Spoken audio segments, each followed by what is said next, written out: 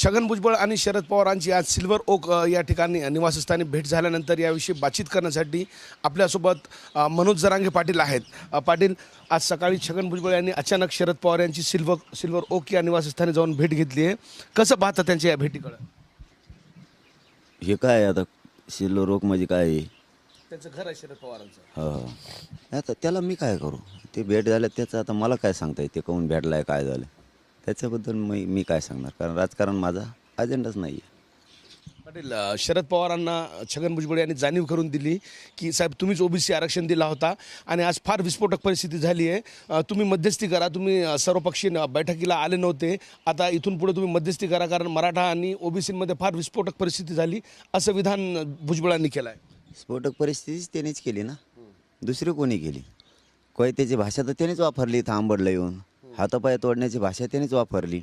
आता काही ओबीसीचे नेते हाताखाली धरून त्यांच्यात आणि आमच्यात वाद लावा लागला. ते बी कुकरिया, कुठं कोयती, कुठं कत्त्या, अशी भाषा वापरायला लावायला लागला.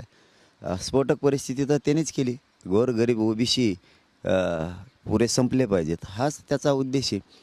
आणि काय कोणाला सांगून काय उपयोग आहे? कोणाला सांगितलं काय आणि काय झालं काय? ते ज्याला मोठं करण ना त्याला त्याच्याशी बेमानी करतं. खास बेमान माणूस आहे तो. त्याच्या तोंडात किती हात घाला कोरडाच निघणार, कितीही द्या त्याला. फडणवीस साहेबांनी त्याला मंत्रिपद दिलं, इकडे घेतलं, जेलमधून जाण्यापासून वाचिलं फडणवीस साहेबांनी त्याला. तरी ते पाठीमागं किती भयानक बेकार बोललं होतं. कुठं मोदींनी काय 420चा नारा, आमकं तमकं, म्हणजे खूप बोललं होतं ते. म्हणजे जिथं खातं ना तिथंच हागत होती. त्याला पहिल्यापासून घाण सवय ती. शिवसेनेचं खाल्लं, ती शिवसेना मोडून टाकली, तिथं खाल्लं. शरद पवारांना आरक्षण दिलं, शरद पवार साहेबांनी त्यांचा बी कार्यक्रम वाजविला. म्हणजे ते लयच बेमान आहे ते. म्हणजे जाण नाही आहे. भागलं एकदा की उघरटपणा करायचा. स्वतःचं भागलं, स्वतःला आरक्षण एकदा मिळालं, देणाऱ्यावर बी उघरटपणा करायचा. ज्यांनी दिलं त्यांची टिंगल उडवायची. बेमान आहे ती. प्युअर असला कोणत्याच जातीत जन्मू नये. हे असला जातीला कलंक आहे. गोरगरिबांचे मुर्दे पाडणारा मनुष्य हे चांगला नाही आहे. जिथं खातो त्यांचंच वाटोळं करतो. अति बेमान आहे, अति बेमान माणूस आहे तो. फडणवीस साहेबासुद्धा तसाच कार्यक्रम लावला त्यांनी, आणि अजित पवारचा तसाच लावला, शिवसेनेचा तेच गेम केला. म्हणजे असं माणूस शिल्लक नाही ठेवलं त्यांनी गेम करायचा. हे लय म्हणजे इतका भयंकर माणूस आहे ना तो, की असा पृथ्वी तलावर जन्मालाच नाही पाहिजे. इतका स्वार्थी, इतका वाईट विचाराचा, बुद्धिभेद करणारा, जातीय तणाव वाढवणारा, जातीत दंगली लावणारा, गोरगरीब ओबीसीत, गोरगरीब मराठ्यात भांडणं लावणारा असला माणूस होऊ नये. जिथं खातो तिथंच हागतो. शरद पवारांनी असं त्यांना कमिटमेंट केलं म्हणे की 2-4 दिवसांमध्ये स्वतः शरद पवारांना मी बोलतो आणि मी मुख्यमंत्र्यांना मी बोलतो आणि काही लोक बसून तोडगा कसा काढता येईल हे पाहण्याचा प्रयत्न करू. पॉझिटिव्ह वाटतं का शरद पवारांचं हा विधान? नाही आता मला नाही माहीत त्यांनी काय विधान केलं, पॉझिटिव्ह फिजिटिव्ह आहे का नाही. परंतु हे सगळे चालच दिसायली मला, सत्ताधाऱ्यांचे विरोधकांची सगळी चालच ही, की तो हाणल्यासारखं करायचं, मेराडल्यासारखं करायचं, पण मराठ्यांचं वाटोळं करायचं. ही गेमच दिसतो यांचा. ही खरं चालच असावी, कारण ह्यो तिथं काय जातो. आता त्यांच्या विरोधात शेदेत होता त्यांना, आता तिथं काय पळत जातो. म्हणजे ज्यांनी खायला दिलं त्याच्यात ताटात माती टाकली, त्याच्यात ताटावर पाय दिले, असलं ही. आणि आता त्यांच्याकडंच पळायला लागलं. फडणवीस साहेबाला बोलवतं, परत तिकडंच पळतं. म्हणजे हे बहुतेक सरकारने डाव केलेले असावेत. तू जा इकडं, जाय तिकडे ये. आम्हाला काय खरं वाटत नाही यांचं आता. भुजबळांनी असं विधान केलं की ओबीसी आणि मराठा जो वाद सुरू आहे याच्यावर तोडगा काढण्यासाठी मी कुठल्याही स्तरापर्यंत जायला तयार आहे. अगदी नरेंद्र मोदी पंतप्रधान असो किंवा राहुल गांधी कोणालाही भेटायला मी तयार आहे. आधी शेण खायचं नाही ना, मग आधी नीट राहायचं ना, कळून घ्यायचं ना. आम्ही भाऊ भाऊ भाऊ असल्यासारखं वागतो गावाखेड्यात.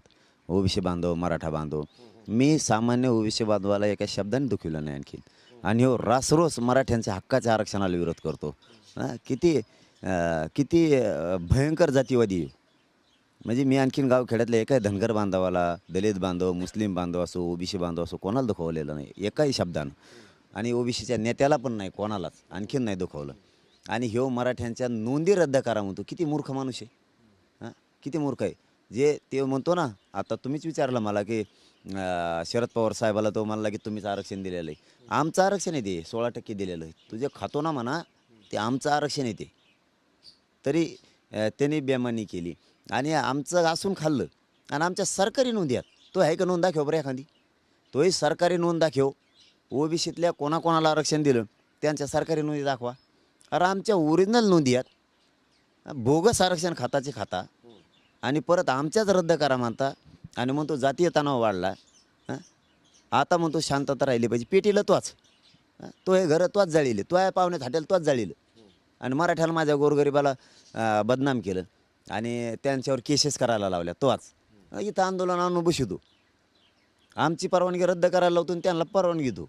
याला जातीवाद नाही म्हणत का? कोयत्या कुरड्याची भाषा करायला लावल्या तो नेत्याला बाकीच्या जातीच्या.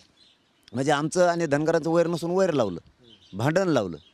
ओबीसीचं आमचं काही नसून तो भांडण लावलं आणि मोकळा मजा घेतो. त्याच्यानंतर पुण्याला जातो. तलवारी घासायची भाषा कोणी केली? तो म्हणतो मला शांतता राहिली पाहिजे, आधी शेण खातो आणि मग चाळा नाही करतो. आम्हाला का पागल समजतो तू? लोकाला कळत नाही. म्हणून मी शांतता रॅल्या काढत याला दंगली काढायची. याच्या मागं डाव असू शकतो 100%. दाखवायचं फक्त मी शांतता ठेवणारे, जाती नाही झालं पाहिजे काही. आणि तो असं गोड बोलून एखाद्या दिवस दंगल घडू शकतो. इतका कमी दिमागाचा माणूस आहे तो. पुण्याला जाऊन कशाला म्हणला तलवारी घासा नावाला अवकात दाखायला लागन? भांडण कोण लावावं लागलं? तूच ना. आता तुझ्याच हाताखाली काम करणारे किंवा तुझ्या सोबतीनं काम करणारे नेते कुकऱ्याच्या भाषा करायला लागले, तलवारीच्या भाषा करायला लागले मराठ्याला. जपेत आहेत तुम्ही. 1.5 तास दोघांची चर्चा चालली, भुजबळ आणि पवारांची. त्याच्यामध्ये धनगर आरक्षणावरही चर्चा झाली असं दावा भुजबळांनी केला आहे. काय झाली धनगर आरक्षणावर चर्चा? सांग ना, काय झाली ते सांग ना. धनगर बांधवाला गोरगरिबाला असं वाटतंय एवढं लढा मराठ्यांविषयी विरोधात लढण्यापेक्षा छगन भुजबळनी आणि काही नेत्यांनी त्यांच्या जर एस टी आरक्षणासाठी लढा दिला असता तर आत्तापर्यंत एस टीतून आरक्षण मिळालं असतं. गोरगरीब करोडो धनगरांच्या लेकराला जास्तीच्या सुविधा मिळाल्या असत्या, जास्तीच्या जागा मिळाल्या असत्या, जास्तीच्या नोकऱ्या लागल्या असत्या, उच्च शिक्षणं घेतले असते, ते मोठे झाले असते. ते नाही करीत आणि नुसतं खोटं मन धरणीसाठी चाललं त्याचं. आता धनगर बांधवांच्या लक्षात आलं हे राजकारणी आहे छगन भुजबळ किंवा आपले नेते नादी लावायला लागला आणि मराठ्यात आणि धनगरात भांडणं लावायला लागला. त्याच्यामुळे हे तो गोड बोलून डाव आहे त्याचा. आता मी आरक्षणाचा विषय मांडला, म्हण ना जाहीर जाहीर म्हण जाहीर एस टीतून आरक्षण द्यायचं. चाल मराठे बघतो आहे आधी येतात का नाही लढू लागायला एस टीचा लढा. चाल चॅलेंज आहे तुला. मन धनगरांना एस टीतून आरक्षण आत्ताच्या आत्ता द्या, उतर मैदानात.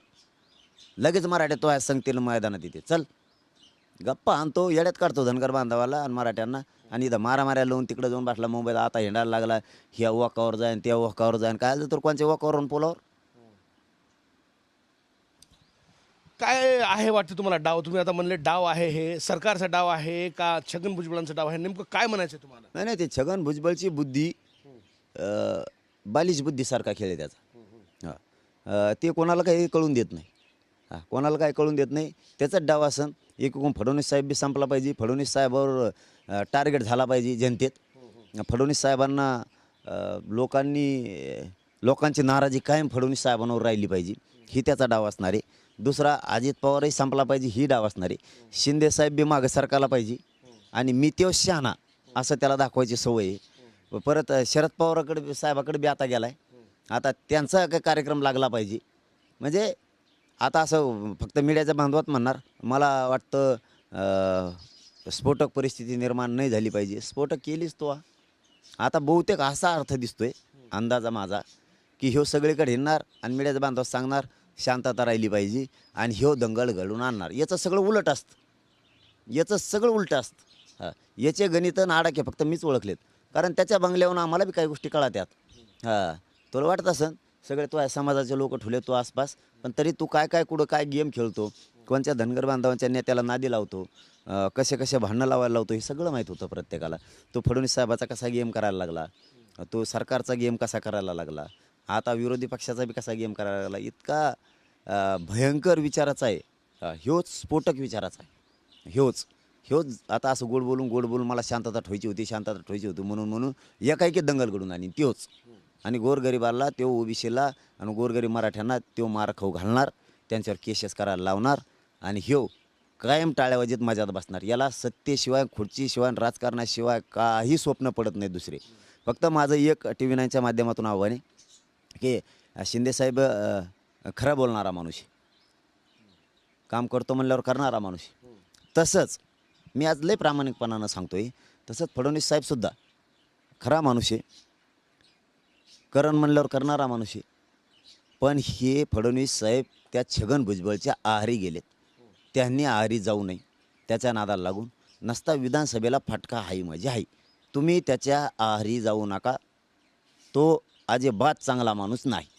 समजून घ्यायचं, घ्या नका घेऊ, तुम्ही त्याला कडाल घेऊन हिंडा, आम्हाला काय देणं घेणं नाही, सांगणं का आम्ही. पण तो जिकडून राहील हां, त्याचा मात्र आम्ही कार्यक्रम वाजवणार. तो जिकडून राहील त्या पक्षाचा कार्यक्रम वाजवणार आहे 100%. फटका म्हणताय तुम्ही, नेमकं फटक्याचं स्वरूप कसं असणार आहे आणि काय कार्यक्रम करणार तुम्ही भविष्यामध्ये? अरे शिटच नाही येऊन देणार, येतच नाही. धन मराठी येऊन बी देत नसते. धन फटका म्हणजे काय, येतच नसते. तो जिकडून राहील. म्हणून सांगतो, फडणवीस साहेबांनी त्याच्याला आहारी जाऊन तो सांगन तसं ऐकू नये. हां, समाजाचा विरोध असतानाही तुम्ही मराठा समाजाची नाराजी अंगावर घेऊन काही कामं करायला लागलात फडणवीस साहेब, हे सुद्धा शहाणपणाची भूमिका घ्या. हां, त्याचं ऐकून नेरेटिव्ह भरण्याच्या नादात हां, तुम्ही मराठ्यांची नाराजी अंगावर घेऊ नका. हां, आणि तुम्ही जास्तीचं त्याचं ऐकून त्याच्या आहारी जाऊन नका संपून बसू. तुमचं तुमच्यापाशी आहे, मी माझी लढाई लढणार आहे. हां, मी काय कोणत्या पक्षाला, हां, कोणत्या विरोधी पक्षाला, कोणत्या सत्ताधाऱ्याला मी काय गिनत नाही. समाजाच्या पुढे मी कोणाला नाही. माझ्या गोरगरीब लेकरांचं कल्याण झालं पाहिजे, आमचं हक्काचं आरक्षण आहे. हां, आणि ते पण ओबीसी ते आणि नोंदी आहेत. एक ओबीसीतल्या माणसाचं नोंद दाखवा मला सरकारी. फुकट खायचं ते खायचं. हां, आणि परत त्याचाच विचार ऐकायचा फडणवीस साहेबांनी, परत त्याच्याच विचाराच्या आहारी जायचं. तो पार इकडं दंगली घडायला लागला आहे, तरी तुम्ही तो सांगन तसं ऐकताय. जे लोकांनी नाकारले त्यांच्या पुढं तुम्ही करायला लागलात. हां, हे छगन भुजबळच्या आहारी इतकं जाणं चांगलं नाही फडणवीस साहेब. हो, पण एक जरतरचा प्रश्न आहे. खरं तर त्यांनी पुढाकार घेण्यासाठी सांगितलं शरद पवारांना, छगन भुजबळांनी. जर शरद पवार दोघांमध्ये मध्यस्थी करायला तयार झाले तर तुमची काय भूमिका असणार आहे? जरतरचा प्रश्न मी पहिले सांगितलं. त्याचं काहीच खरं नाही त्या छगन भुजबळचं. दुसरा कोणी असता तर मी तुम्हाला जर तरवर सुद्धा उत्तर खरंच दिलं असतं. याचं काहीच खरं नाही. याला 100% भांडणं लावायचेत. म्हणून ह्यो गोड बोलायसाठी तिथं गेला आहे आता. इकडं पण शिंदे साहेबाकडं, फडणवीस साहेबाकडं पण आहे. त्यांना डावच नाही कळून देणार. इतका ही आहे ना तो गद्दार असल्यासारखा, की त्याचं एकदा काम भागलं की तो लगेच टंगडीवर करतो. हां, फडणवीस साहेबाकडून काम भागलं, तिथं जेलला जायचं वाचला की लगेच टंगडीवर केली. त्यांना 420 अमकं तमकं काय ते होतं ना, काय म्हणतात त्याला, 400 खासदार निवडून आणायचे, त्याच्यावर टिंगल करायला लागला त्यांची. म्हणजे ते त्याचं भागलं की लगेच वरटंगडी करतं. ते इतकं विश्वासघातकी आहे, अति विश्वासघातकी आहे. त्यामुळं त्याच्यावर विश्वास ठेवणं आणि त्याला जर तरलं उत्तर देणार, तू कोणाकडं जाय म्हणा, तू बिल क्विंटल का नाही ना, ते क्विंटल तिकडचे अमेरिकेतले तिकडे का ना मध्यस्थी. तो हे विचार बदलेव ना, कशाला याच्याकडे आणि त्याच्याकडे जातो, जाती जातीत भांडणं लावतो कामान धामाचे. तो हेच विचार बदलेव ना. तू काय गरज होती इतक्या कुठाने करायचं तुला? हे आंदोलन इकडं पुढं बसवून तिकडं बसवून चांगले संबंध खराब करून ठेवले लोकांची इथं खेड्यापाड्यात, आणि इकडं गप्पा आणि तो सांगतो मला असं पाहिजे तसं पाहिजे. हां, लोकांना कुकऱ्याच्या, कुठं कोयत्याच्या, कुठं कोळी बांधवांच्या, हत्याराच्या आम्हाला सांगायला लावतोय. कोण? छगन भुजबळ त्यांच्या तोंडातून बोलून घेतोय. अरे छगन भुजबळ, तू मराठ्याला शिकायला लावितो का? झोपीत येतो, एवढं सोपं समजतो का आम्हाला बी? मग तुमची ती भाषा आहे म्हणल्यावर उगाच संयम धरलाय, शांतता या राज्यात राहावी म्हणून हे छगन भुजबळ लय माणसं अंगावर नको भाऊ. त्या भाषात नका उतरायला लावू लोकाला. तू घरात झोपून राहशील, 2-2 गाद्या अंगावर घेऊन पडशील तर थोबाडसुद्धा दिसायचं नाही. तो इथं गोरगरीबाला अडचण येत्या. नीट राय. कॅमेरा पर्सन हर्षल निकमसह नजीर खान, TV9 मराठी, अंतरवेली सराटी, जालना.